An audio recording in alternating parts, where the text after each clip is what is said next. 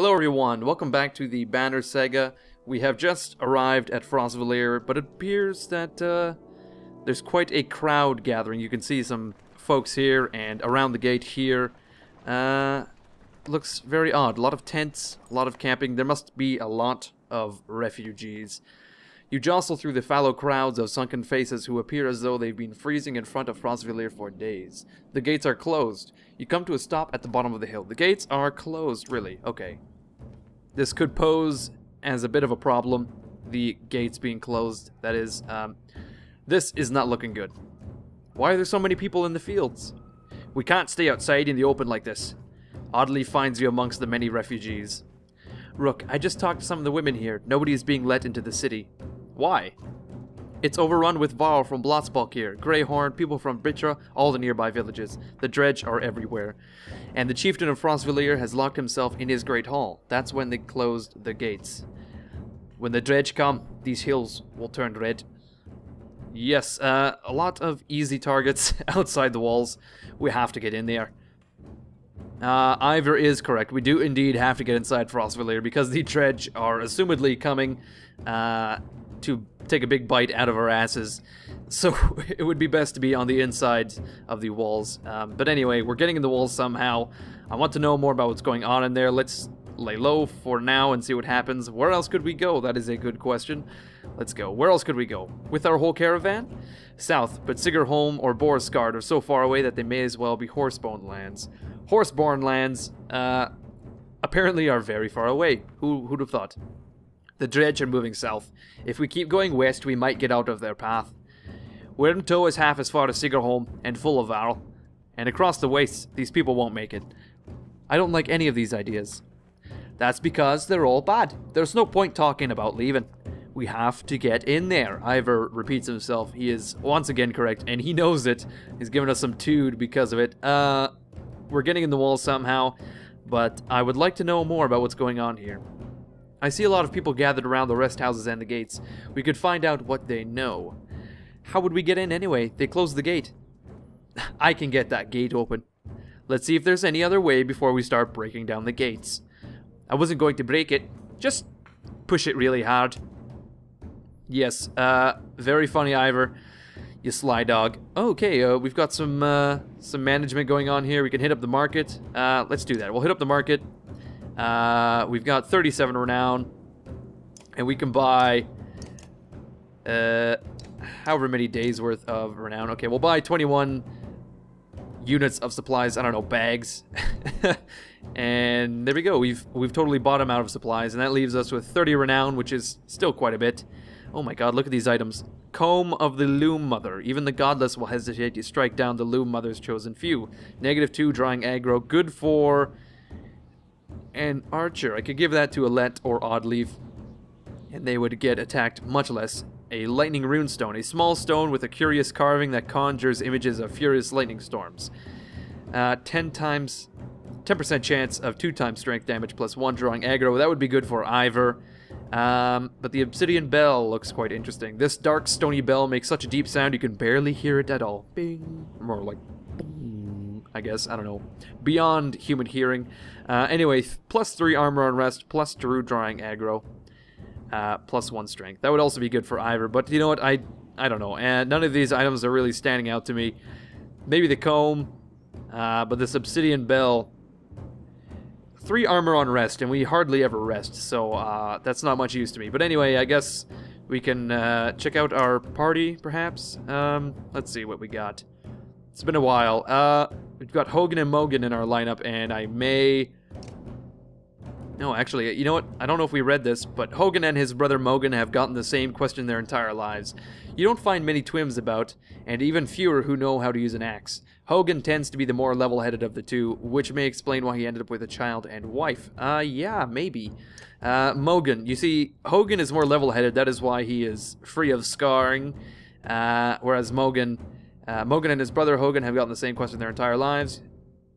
You use an axe. Mogan tends to be the sort of to act first and think later. This may explain the scar, amongst other things. Yes, as I pointed out, that's how we got the scar. Okay, you know what? They seem basically identical, as they are twins, of course, except for these 2 stats. are mirror images of each other, so Mogan is stronger, but Hogan has more armor. So I think we'll bring Mogan, and we'll switch out Hogan for Alette. There we go. Not bad.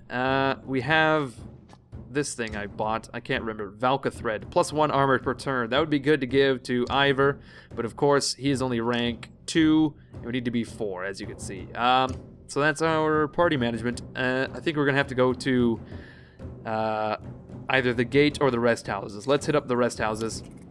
You spend a whole day at the rest houses. Everyone gives you the same story. The chieftain just shut himself in his great hall and closed the gates. There are a lot of wounded people here, adds Alette. We could help them. Edgel pulls you aside. I followed the outside of the city walls, he says, and there's a water passage we could squeeze through, I think. Not the whole caravan, but if a handful of us get in, we might open the gates from the inside. The rest house is overflowing with refugees, the sick and wounded, and noise. We could check out the water passage, tend to the wounded, settle in for the long haul, rest for a day. Let's check out the water passage. I'm not fitting through there, says Ivor when you arrive at the narrow ducts. Go without me. It looks like it'll get you on top of the walls and then down to the gate where you can open it. Wait for us at the gate, Ivor. We'll be quick. No, I have a very bad feeling about this. Let's go back. We don't want to fucking sneak in and take this place out, but maybe we can tend to the wounded. Maybe we'll get some info that way. Alette and Oddleif spend the day along with the others in your caravan treating wounds, most of which came from the archers at the gates. I overheard from one woman that the city has been sending carts with food around, Oddleif tells you. Could be a way in, Ivor replies. Could be a way in, Ivor replies. Next time they send a cart, we bring it back in. Oddleif protests. Aside from leading to a fight, it would probably mean no more food for the refugees. We'll wait and confront them, actually. We'll send some questions their way when they come out next time. Keep your sword down until we need it, you tell Ivor. We'll make a deal unless they're looking for a fight. Early the next day, you spot another cart leaving the gates of the city. After they've thrown their scraps to the refugees, you approach. Oh, here we go. Here we go, some dialogue. Stop. My friend wanted to talk to you. It's not what I wanted. Think I can guess why. If we knew there were more fighters in Varl out here, Ekkel might have brought you in the city. Onif is a bit of a rough guy, I'm gonna say. Who's Ekkel? First question. You can get us into the city. Second question, why shouldn't we just take this card back ourselves? Let's be diplomatic. Who's Ekkel? He's in charge up there. In charge of what? Better let him explain. I don't think so. We're done here. Fine, let's go. Let's go talk to him. He nods. You follow him back up to the gates where they open the doors for you. A man clad in black approaches you as you step aside. Let me talk to your fucking manager. Oh my god, Ekkel. What in the depths is this? The man orders his guard to get the doors closed again before more refugees notice. He is twitching. Look at this. Oh my god, this guy is batshit insane. You said you wanted fighters. You heard about the chieftain? We heard he's hiding out in the Great Hall. Oh, really? Think you mean hiding out in a grave? He's eating worms, if that wasn't clear. What happened here? Soon as they heard Dredge were coming, anyone who couldn't swing an axe got one to the head. That's the short story, anyway. At least 3 clans in here warring over turf and food, and the worst are the godforsaken Varl. He eyes Ivor and shrugs with exaggeration as if simply stating the obvious. We're in more danger here than out there? Look, I was in charge here before things went to crap. You've got some people who can fight. You've got your own Varl. That counts for something. I can keep your flock safe in the Great Hall. You fight for me, and to take back Frostvellr. I don't take sides. Too hard to tell when the good guys have become the bad. Fine. Cut these sheep loose and watch your own asses. What do I care? All they want to do right now is get out of these damn streets. Think carefully about what you want. Okay, we can join him, bring our fighters and Varl in, and help Ekkel, but he seems like a crazy bastard. I don't know if that's such a good idea. Or we can fend for ourselves inside Frostvellr. We have quite a few fighters. Or we're staying outside. I think we're gonna have to fend for ourselves. You can feel Ekkel sizing you up on the spot, his hand hovering near his axe. He snorts through his nose, changing his mind. Good luck then. Hope we don't meet again fighting for the same scraps. With the gates closed, Ekkel and his men disappear down dark alleys. Hope we know what we're doing. Making up as we go, Ivor. Okay, so now we're inside Frostvellr. We're going to try to muscle our way into the streets. We're gonna we're gonna have a city battle and try to take these. Oh, never mind. We're going across the world back to. I totally forget what these guys' names are, but they're in Vetterfell. There we go. I forget this guy's name already. My God. Hakon, we're back. It's Hakon. That is right. I wasn't able to get as many warriors from Strand as you wanted, and only half as many weapons. You perk up, just now realizing Mogir has been talking to you. Since Vognir died, everyone has been looking to you to make the decisions. It's exhausting. Hakon? Alright, so I guess since Vognir is dead, we're going to be playing as Hakon. Interesting. Okay, I heard you. What were you saying? Sorry, just tired to go on. Let's try to make Hakon a bit of an asshole, actually. I heard you. I was saying the Varl we sent to Strand have returned. The governor gave us most of what we wanted. It'll have to do. Much resistance from the governor? Got the impression he wasn't too impressed by our visit. A man named Eric had something to say about each request I made. To the depths with that old bastard and his lackeys. Eric? Oh my God, Ubin. I totally forgot. He sounds like an old Sean Connery. Eric, I met him. Didn't care for him. What, we liked Eric. He was nice. Regardless, the governor will have to get over it unless he wants Dredge crawling through his streets. We've put down every slag that has wandered through here while you were gone. Enough flapping of mouths, then. You sure that wound is healed, Luden? I agree. Enough has already gone wrong. If something happens to the prince on a mission of peace, the alliance would rot. Or worse. They're right, Luden. Return to Strand. Go home. Luden makes his own decisions. He's a man. But Vognir is dead. There is no reason to stay. The alliance is in tatters. The proposed lineages have ended. So Vognir's dead. There's no reason to stay. There we go. What do you expect me to do? Go back to my father and tell him one Varl died so the alliance is over? He has a point. As Vognir's Kendir, you have the same responsibilities, Hakon. We would only be made to do this again later, and I will not suffer it all a second time. Either take us through the Wandering Road, or do your job and slaughter more Dredge. Luden turns abruptly with a scowl. He stamps back to his ring of tents and followers. Wandering Road's not an option with this many. I could crush that boy's skull with one hand. If Luden won't be deterred, you'll have to deal with it. Don't let Luden get to you. Let's go. I'm sick of looking at this dump. What do I tell the warriors, Hakon? Tell them to be cautious. No more losses. Tell them we cover the mountainside in Dredge bodies. Yep. Tell them we don't stop until Schlid is retaken. Schlid. I have no idea what Schlid is, but tell them we cover the mountainside in Dredge bodies. There we go. Good. Give the word and we'll set off. Okay, so as you can see, we are playing Hakon as a bit of a dink, because he is crusty as always. He was never much for diplomacy, I don't think. Let's talk to Ubin here. You knew him well, didn't you? Vognir? No, well, I don't know. I remember him. Always rushing around with some important business, but I never knew him. Never got a chance to talk much. Longer than I did in any case. I suppose so. When he spoke, Var listened. I knew that. I could use help there. The Scrivener leans back, considering the sentiment. I've seen worse. They respect you for your ability to swing an axe. They need to respect you for your actions. But you're not talking to the right Varl.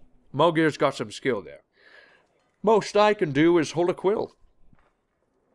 What are you always putting down in that journal? I heard you were Terra in your day. What do you suppose happened to the sun? I heard you were Terra in your day. Do you know how old I am? Dare I ask? I'm competing, you know. Nobody knows how old we Varl can get, naturally. There's one by the name of Snorri. He's got a few years on me, just hunkers in Grofine collecting rhyme. Bastard might actually beat me. Another one named Krumir is close, I think, but the addled son of a bitch still welcomes a fight. He'll probably be off before I am. Although, the Scrivener gestures around him as if to remind you of the current situation. You chuckle. Anyway, point is, what difference does it make? I'm just a delivery band for Jorandir now. Can't remember half of what I've done. Hence the journal? Hence. Don't get fancy on my behalf, Hakon. Okay, I won't. You consider what to say next. Okay, what are you always putting down in that journal anyway? How do you mean? What do I write? I write what happened. They've got a banner and arborang for that, you know. You mean the long banner? Yes, the menders wove up something that writes its own history. You want my opinion? I don't trust it. No? It tells a broad story. I think there's some value in the narrow. Whose story does it write? Mine? Theirs? Ludin's? Gods forbid. Ha! You relic. The gods have been dead a long time. Oh, have they? Old habits, I suppose. You consider what to say next. What do you suppose happened to the sun? Gods, how should I know? Never seen something like this before. Are you worried? Some of the Varl in the Caravan think the world's coming to an end. Others think it's the best thing that could happen. No more black months. I'll take it. If it's the end, I'm ready. What about the rest of us? To the depths with you. Ha! Get some rest. Always more marching to do, Ubin. I've hoofed more hills than a horse born with a grudge. Don't worry about me. Ubin is just a charmer. Just a gruff old charmer. But now we need to speak to Mogir, I suppose. Ubin is saying he's much better warrior than himself, but I guess we'll find out. I'd ask you how you're dealing with Vognir's death, but I already know the answer. Do you? Steady old Mogir, which is good. I know most of these Varl, but they're not under my command. They came to follow Vognir. Tell you the truth, I wouldn't want to be in your position either.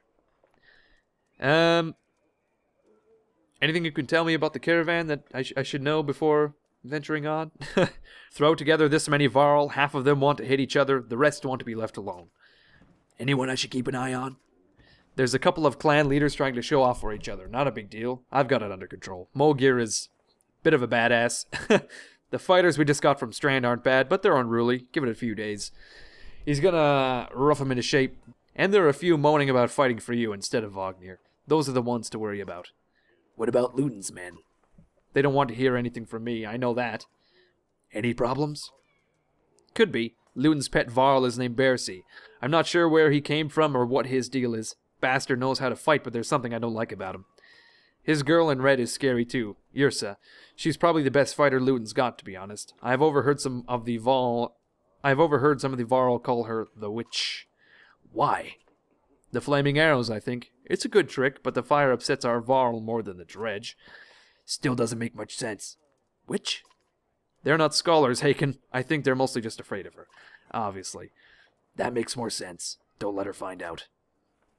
Haven't you ever wanted to be in command? More than I am? Any more rope and I'd hang myself. I doubt that. I forget. You weren't around back then. At one point I had more rope.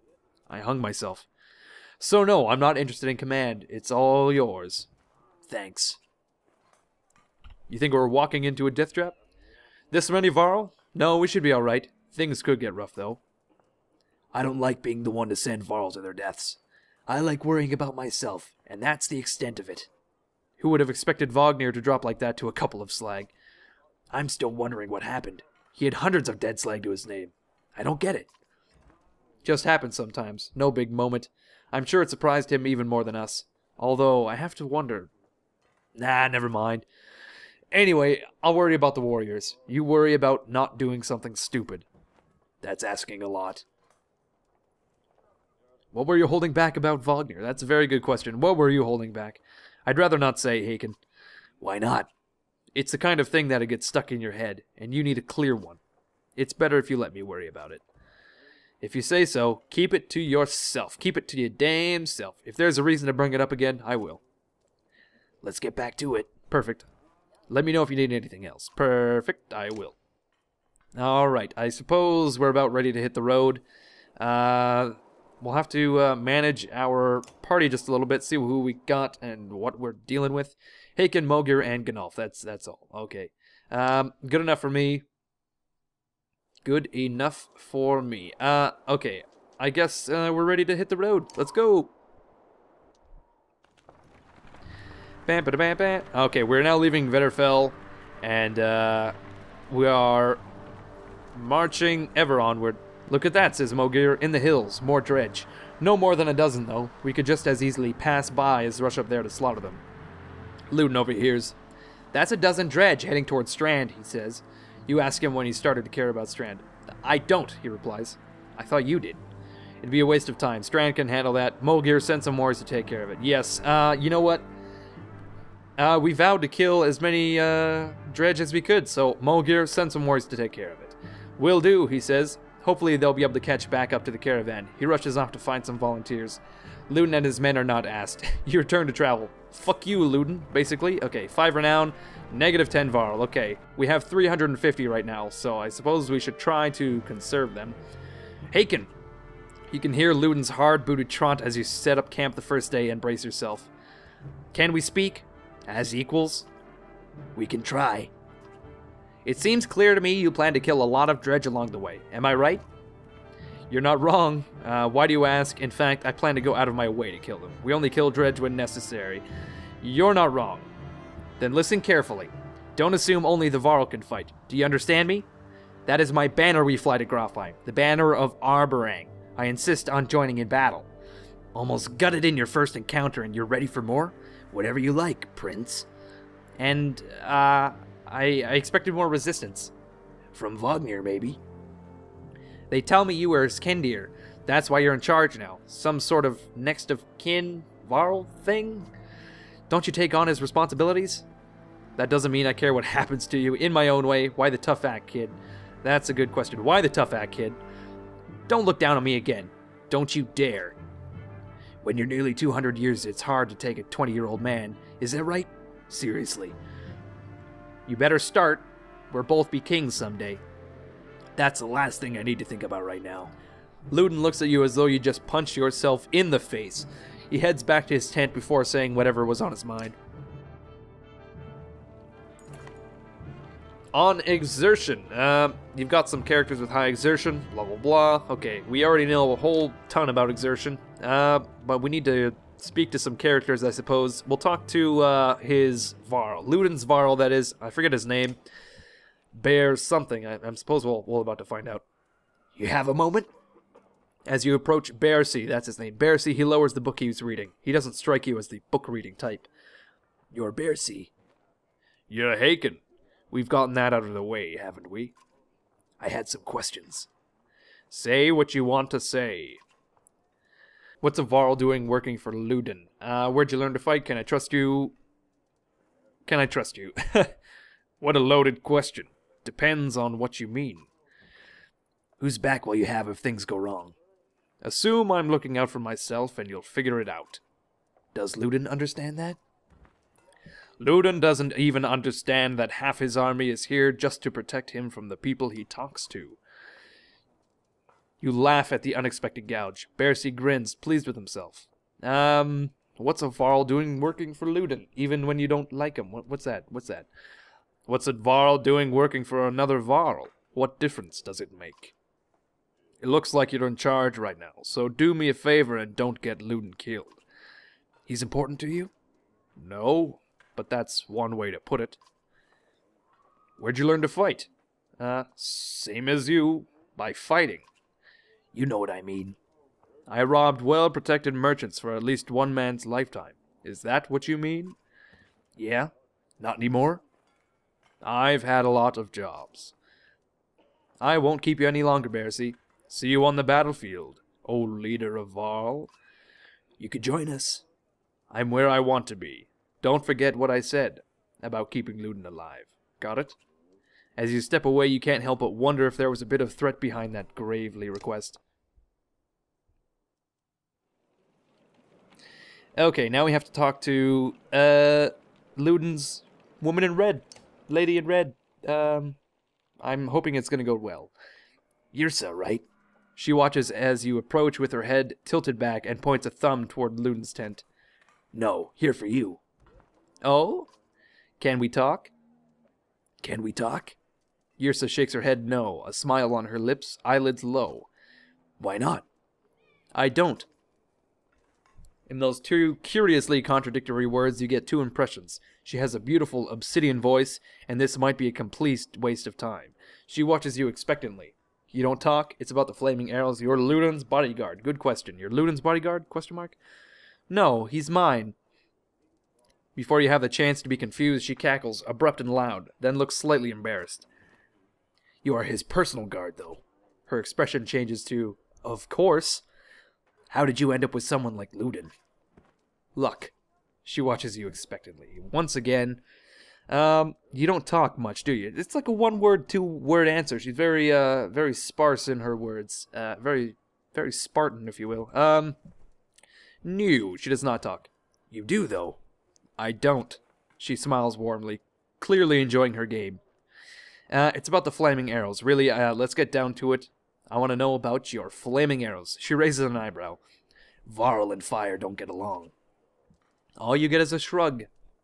If you're going to use them... She pulls an arrow. There's a flick of the wrist you don't quite catch. Suddenly a bird combusts in a tree behind you and falls to the ground, smoldering. Half the camp has turned to watch. Don't tell me not to. She watches you expectantly. Yeah, let's get the fuck out of here. She crosses her arms, a hand on her chin, and cocks her head to one side. Okay. Until next time, Yrsa. Hakon. You stop and look over your shoulder. I am a witch, so be careful. She puts her forefinger to her lips with a soft shh. You depart, not quite sure what to make of that. Okay, so she's a bit of an eccentric. Just a tiny bit. Oh my god.